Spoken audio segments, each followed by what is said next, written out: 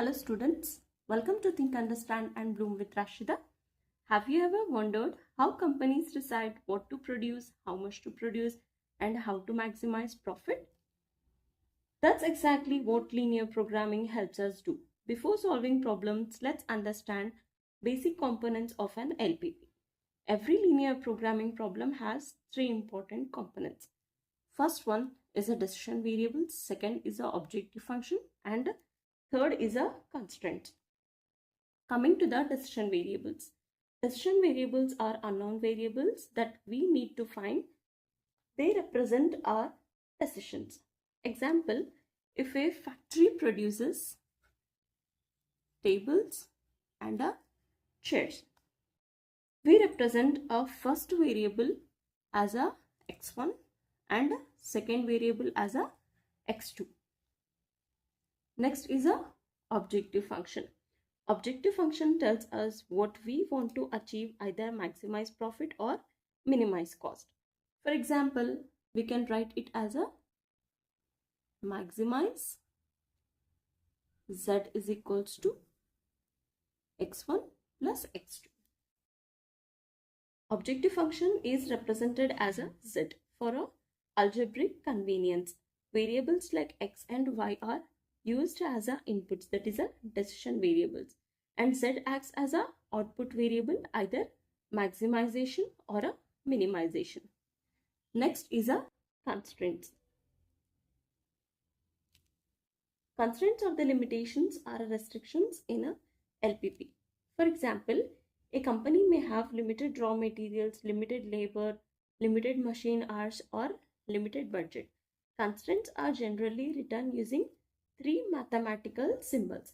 Firstly is a less than or equals to, mostly used in a maximization problem because available resources should not exceed a given limit.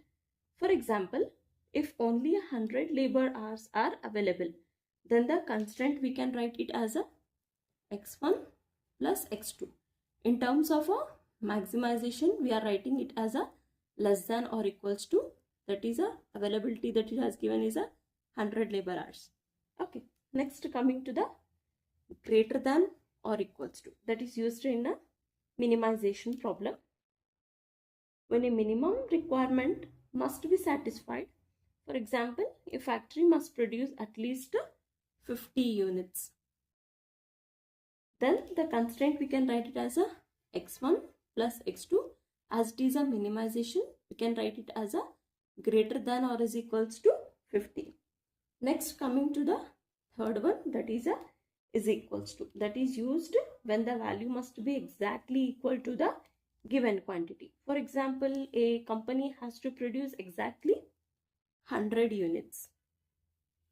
Then we can write it as a x1 plus x2 is equals to 100. So remember, constraints simply represent the limitations or conditions that our solution must satisfy. Next is a non-negativity constraint, or a general feature of all types. Now let's move to the problem formulation of LPP. Here is our question. Firstly is we are doing it in a maximization method. Okay. So here the given question is a film can produce three types of cloth, that is A, B and C. Three kinds of wool are required, that is a red, blue and green. So 1 unit of cloth A needs 2 yards of a red wool, 5 yards of a blue wool, and next same for the cloth B, we needs 3 yards of a red wool, 4 yards of a green wool and 2 yards of a blue wool. Another cloth C needs 6 yards of a green wool and 5 yards of a blue wool. So the film has only 10 yards of a red wool, 12 yards of green wool and 17 yards of a blue wool. This is the availability that we have.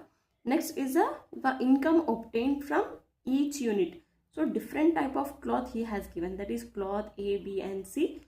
For that, income obtained is rupees 4 for the cloth A, rupees 5 for the cloth B, rupees 6 is the cloth C. This is the income obtained and these are the availability. Now we have to determine how the firm should use the available material so as to maximize the income from the finished cloth. So we need to find the optimal production plan that gives the highest income without exceeding the available wool. Let's move to the first step, that is a formulation of a tabular column. Okay, here are the wool that he has given in the question and yards of wool required per unit length of cloth A, cloth B and cloth C. Okay, so different yards of a wool is required to prepare a cloth A, cloth B and a cloth C. The availability he has given, it means the limitation and as well as the income per unit. Firstly, there are, to prepare a cloth A, we need 2 yards of a red wool and 5 yards of a blue wool. 2 yards of a red wool and 5 yards of a blue wool. 2 yards of a red wool and 5 yards of a blue wool. So green wool is a 0. So again for the cloth B. For cloth B he has given 3 yards of a red wool, 4 yards of a green wool and 2 yards of a blue wool. 3 yards of a red wool, 4 yards of a green wool and 2 yards of a blue wool. Next again, for the type C cloth, he has given 6 yards of a green wool and 5 yards of a blue wool. 6 yards of a green wool and 5 yards of a blue wool and red wool is a 0. Okay, so next availability he has given. Availability is 10 yards of a red wool, 12 yards of a green wool and 17 yards of a blue wool. It means the limitation, not exceeding that. So 10 yards of a red wool, 12 yards of a green wool and 17 yards of a blue wool. Next, the obtained income from 1 unit length of cloth A, cloth B, cloth C he has given. It means that cloth A is a 4, cloth B is a 5 and cloth C is a 6. So by using this table we will define the decision variables, second is the objective function and third will be a constraint and finally we will prepare the LPP model. Moving to the step 2, variables. So what are the decision variables he has given?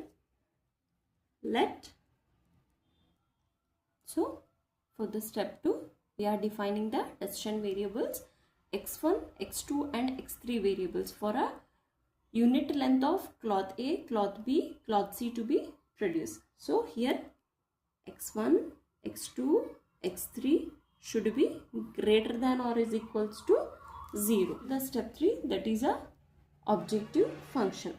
Okay, the objective function here we are having a income per unit length. Income per unit length he has given in the question. Income obtained from each unit length of a cloth A, cloth B, cloth C, that is rupees 4, rupees 5, rupees 6.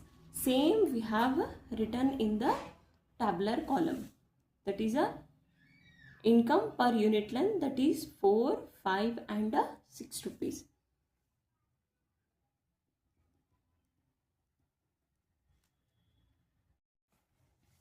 Okay, from the table we have written the objective function from the income obtained from each unit of a type cloth A, cloth B and a cloth C is a 4, 5 and 6 rupees. As it is we have to show it as a maximization function. We can write it as a maximize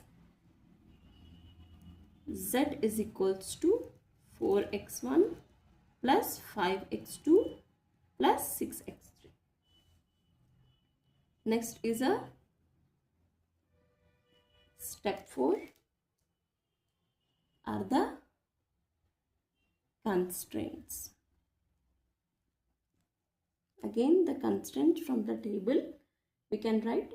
We have 3 constraints, that is a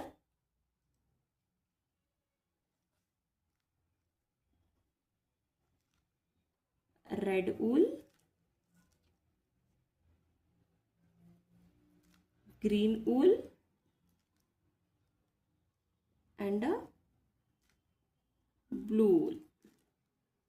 For the red wool, we are having a constraints. For a cloth A is a 2, for a cloth B is a 3 and red wool for the cloth C is a 0. In the same way, we are going to write for the green wool and for the blue wool.